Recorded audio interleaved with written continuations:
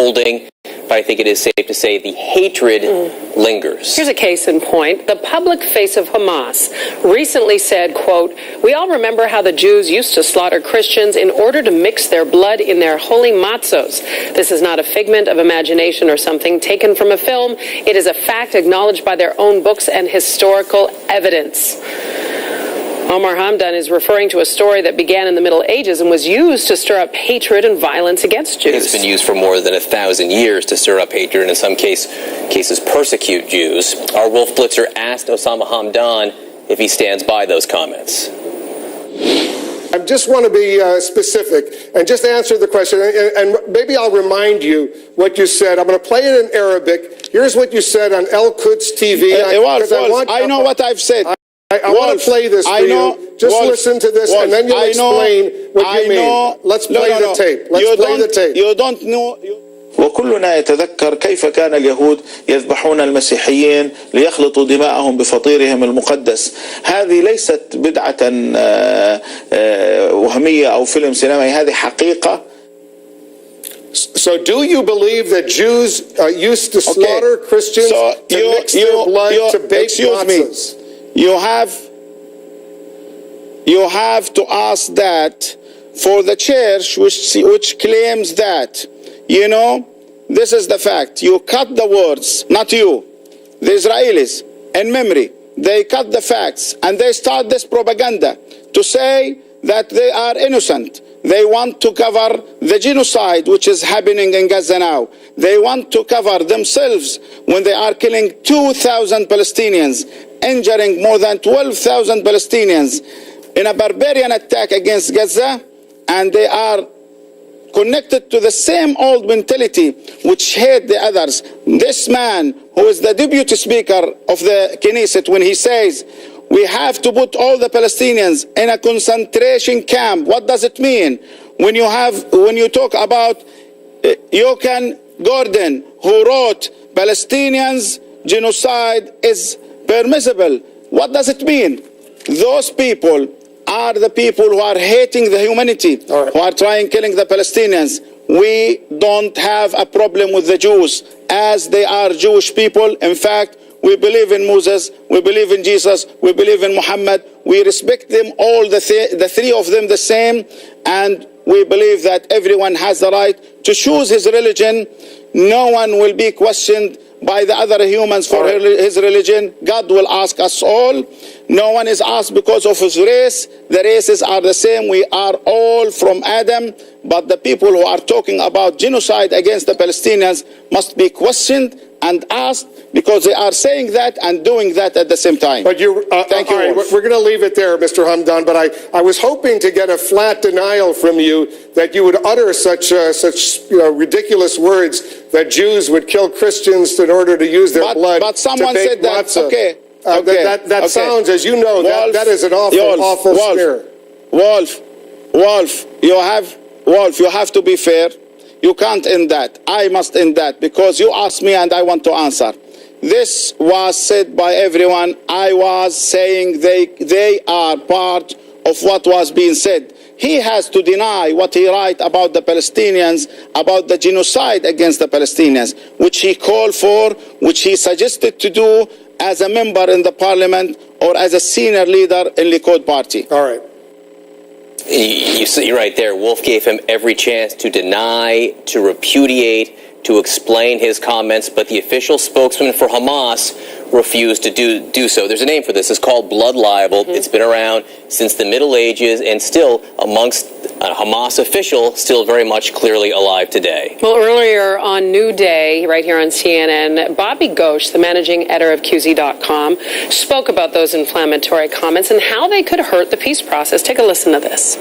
It is not surprising if you spend time in Palestine. The idea of blood libel is very commonly accepted by a lot of Palestinians, mainly because they don't know any better. They're taught that from when they're very young and don't have the opportunity to correct themselves. Now, Hamdan doesn't have that excuse. He's an educated man exposed to the world outside, and he certainly has had plenty of opportunities to fact-check himself. The fact that he still says things like this... And saying it right now in the middle of all of this... To an international audience, it just shows you the extent of the hate. Mind you, it cuts both ways. There are people on the Palestinian side who've been calling for, on the Israeli side, who've been calling for Palestinian mothers to be killed, for Palestinian women to be raped, for concentration camps. So the amount of hatred is enormous. I do want to get to that, but the fact that he's bringing up the blood libel, which has such a painful history with the Jewish people. I mean, this accusation, this ridiculous thought, dates back to like the 12th century and has been the pretext for violence against the Jewish people. It is the root of anti-Semitism. It is the root of anti-Semitism. It has been the root of anti-Semitism in Europe, this concept of blood libel, and it is nonsense. But in the Arab world, and particularly in Palestine... What does it get him? It's a dog whistle to his own people. I have to assume that Hamdan knows better. I have to assume, given the exposure he's had to the world, he knows it's not true. The fact that he will keep saying things like this and not deny it when he's had an opportunity to do so has got to be a dog whistle to his own people back in Gaza. Remember, he's not in Gaza. He's outside. The political leadership are outside. They're out of touch with the man in the street. The only halfway rational, and it's not very rational, explanation I can think of is this is his trying to make some kind of connection back with the streets in Gaza. It is completely counterproductive. As you point out, this is not the way you approach the negotiating table. Bobby Ghosh put it very well. I mean, he cut right to the chase. There's noise on both sides. This kind of statement does not help. And if anything, it just brings more visceral reaction. This is just pure racism and bigotry and anti-Semitism. And there are plenty of people within Israel and throughout the world for whom this is no abstraction. This type of statement has led to something very, very deeply painful. And again, it's a very difficult place to begin negotiating. CNN's obviously going to carry on watching that situation and the comments. Wolf, in fact, will have much more on this coming up in our 1 p.m. show with Wolf here. Ahead for us at this hour, deadly attack in Afghanistan. There is a U.S. 4 weeks of intense bombardment and shelling by the Israeli military has left a trail of widespread death and destruction in the Gaza Strip. Our correspondent in Gaza joined us earlier to give us an update on the situation on the ground after the ceasefire took effect. Here's Hisham Mahana giving us a picture of what's going on in Gaza. Humanitarian crisis in Gaza has reached very serious advanced levels as the entire infrastructure of the Gaza Strip, the entire infrastructure is either completely or partially damaged accordingly to the areas in the different areas of the Gaza Strip.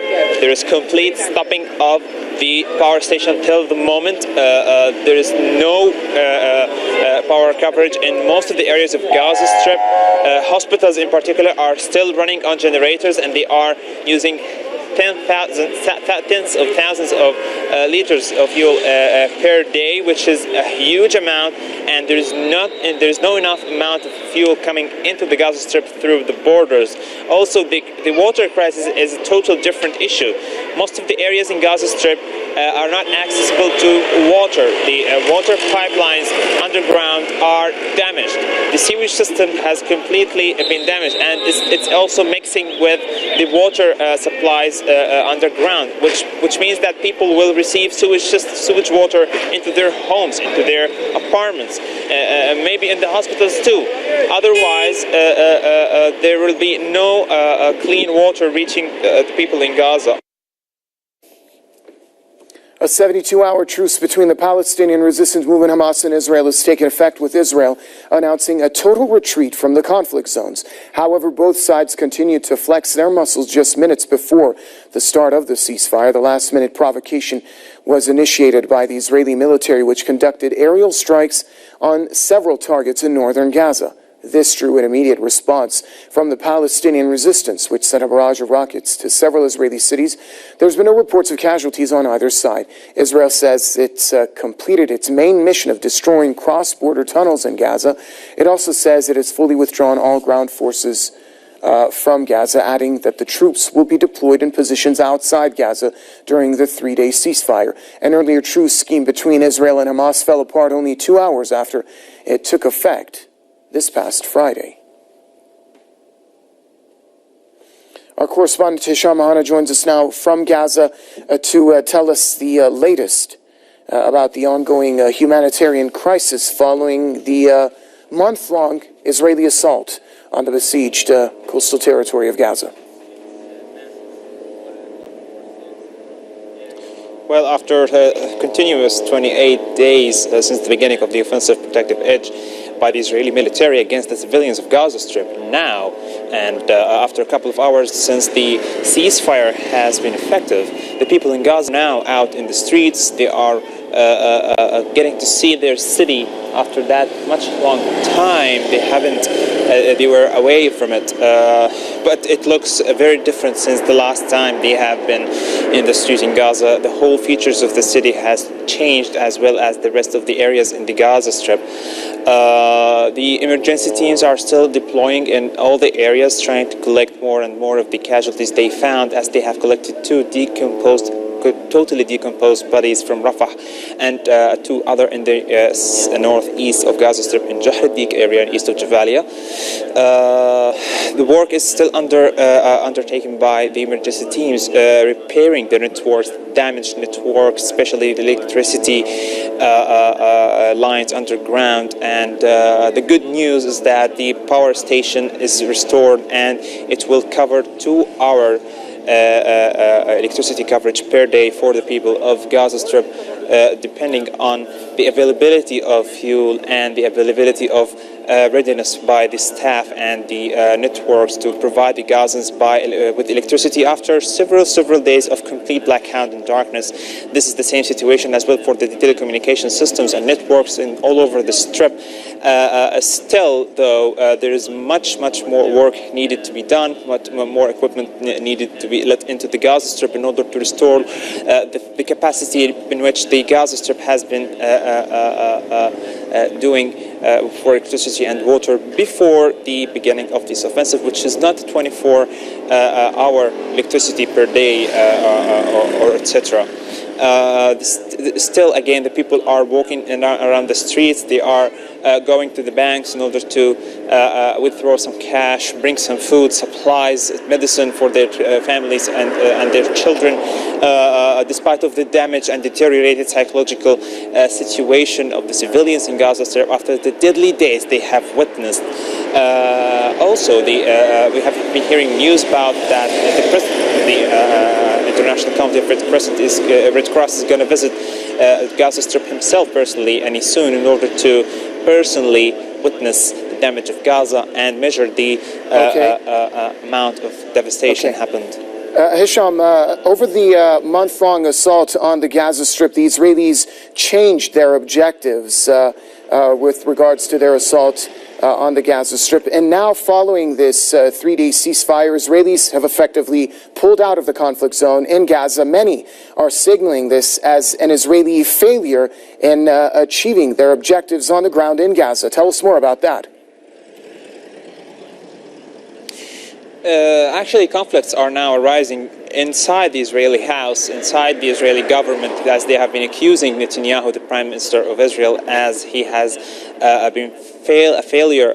He has done a failure and did not fulfill the objectives announced by the beginning of the offensive and during the offensive itself, as the objectives have developed from stopping the power of Hamas into eliminating Hamas entirely, which Israel has totally failed to fulfill. As few minutes before the beginning of the ceasefire, the resistance movements could fire several rockets from Gaza Strip towards the Israeli cities in retaliation of several bombardments that have been going on a few hours before the ceasefire. So Israel has failed on the ground and to fulfill its goals. It has been successful only by killing more and more of the civilians, eliminating and killing entire families of the Gaza Strip, killing more than 425 children, more than 249 women, and many of the elderly, as well as the total destruction of the Gaza Strip and the mass deterioration of the infrastructure, and most important, the hope of the people of Gaza Strip and the Palestinians in Gaza to have a normal life like the rest of the people in the world. Thank you very much, Hisham Ana, joining us from Gaza.